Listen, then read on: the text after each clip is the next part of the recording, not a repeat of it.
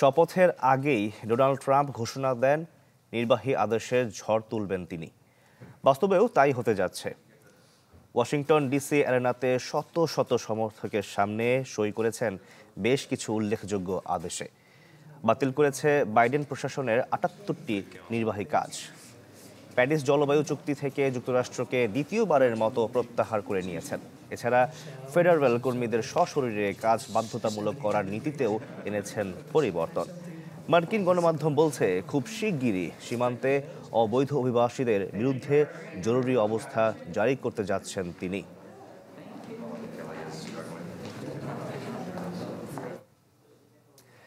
দর্শক, এর বাইরে আরও কিছু নির্বাহী আদেশে সই করছেন ডোনাল্ড ট্রাম্প। এই মুহূর্তে হোয়াইট হাউসের ওভাল অফিসে রয়েছেন তিনি।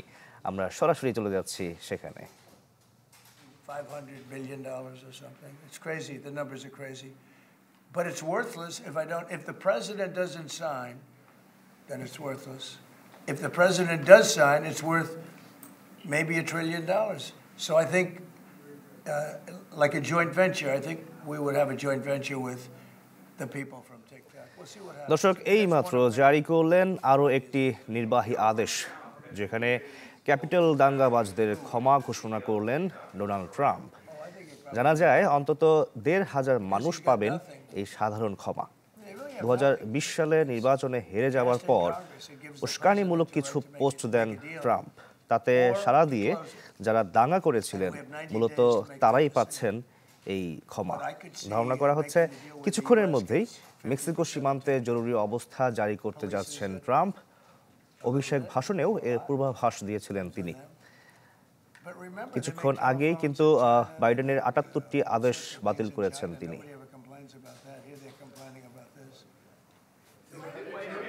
So many different products made in China and nobody ever complained about it. The only one they complain about is TikTok.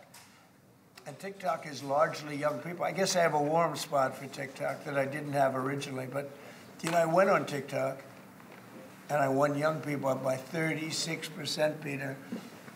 And Republicans typically don't do too well with young people, but it's a different Republican Party. Would the U.S. TikTok executive of TikTok then, or how would it get that 50%? No, you'd take 50% of TikTok for the approval that TikTok can continue in business. And they'd have a great partner. The U.S. would be their partner. But the U.S. essentially would be paid for doing that half of the value of TikTok. Would there be a price? দর্শক, আমরা দেখছিলাম white হাউসের oval অফিসে কিছু নির্বাহী আদেশে সই করছেন ডোনাল্ড ট্রাম্প। আমরা এতক্ষণ সরাসরি সেখানে যুক্ত ছিলাম। ঢালাইয়ে দৃঢ়তা, নির্মাণে নিশ্চয়তা, প্রিমিয়ার সিমেন্ট, ঢালাইয়ের রাজা।